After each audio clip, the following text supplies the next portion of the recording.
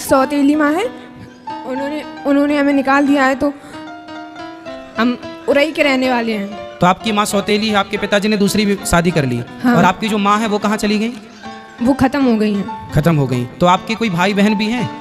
बड़ी बहन है, उनकी शादी हो गई है। तो वो आपकी माँ की बेटी थी, मतलब आपकी सगी बहन थी वो? हाँ। उनकी शादी हो गई। तो आपके पिताजी ने दूसरा विवाह कब कर लिया? तब आप कितने बड़े थे?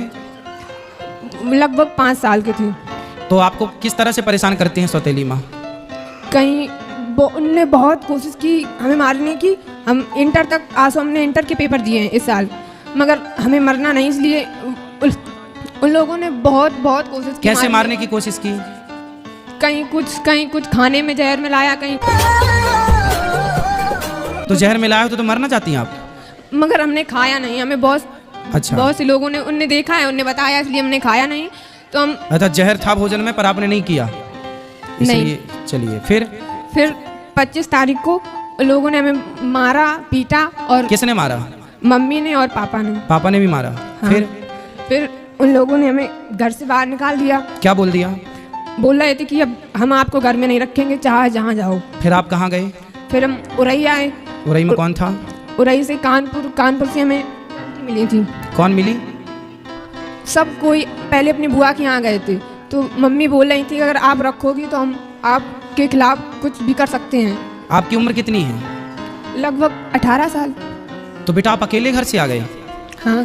तो बेटा आप अकेले नहीं आना चाहिए। चलो, लेकिन आपके साथ तो गलत हुआ। आपके माँ बाप ने आपको मारा, सौतेली माँ ने अत्याचार किया, वो सब अपनी जगह अलग विषय है। पर आप आए हो, आपको कोई रास्ते में पकड़ लेता, कुछ आपके साथ गलत होता, फिर इसलिए आपको सावधान भी रहना चाहिए। वैसे आपने जब आप आए तो आपको रास्ते में कोई दिक्कत तो नहीं हुई? नहीं। पर बेटा फिर भी आपको सेफ रहना चाहिए। जो आपके विशेष जिन पे आपको विश्वास हो, जो आपके परिवार, मौसी नहीं है आपकी? सगी मौसी नहीं। सगे मामा नहीं। नानी नाना? नानी नाना है। तो नानी नाना के पास जाते ना बेटा, नानी नाना को बताते सारी समस्या, आप नानी नाना के पास रहते। पढ़ाई लिखाई की है आपने? हाँ। तो नानी नाना के पास रह के थोड़ा पढ़ लेते। कहाँ आपकी नानी को ले आते साथ में? अरे वो नहीं है, बूढ़ी है, उनके पास फोन नहीं है कुछ। और नाना नहीं है, वो खत्म है। तो घर में अकेली नानी रहती है? हाँ। फिर उनको कौन खिलाता पिलाता बनाता होता हो? कौन बनाता खिलाता होगा? इतने बस खाना बना के खा लेती, बस अकेली रहती। नहीं, जब और बूढ़ी हो जाएंगी तो उनको कौन करेगा सब काम उनका? कौन सा? कानपुर में एक आंटी मिली थी, यही हमको यहाँ अच्छा, ले तो आए। फिर आंटी से बात, आंटी नहीं चाची से बात कराओ। राधे राधे गुरु। कहाँ से हो मैया, कहाँ से हो? हम यही कानपुर में रहते हैं। अब आपको हम एक जिम्मेदारी दे रहे हैं। हम जिम्मेदारी हम ही इनके साथ, मतलब हम लोग 3-4 लोग परिवार सहित थे। तो ये सेंटर में हमको मिली, तो हमने कहा चलो अब इनके रास्ते का किराया, भाड़ा, खाना पीना सब हम देंगे।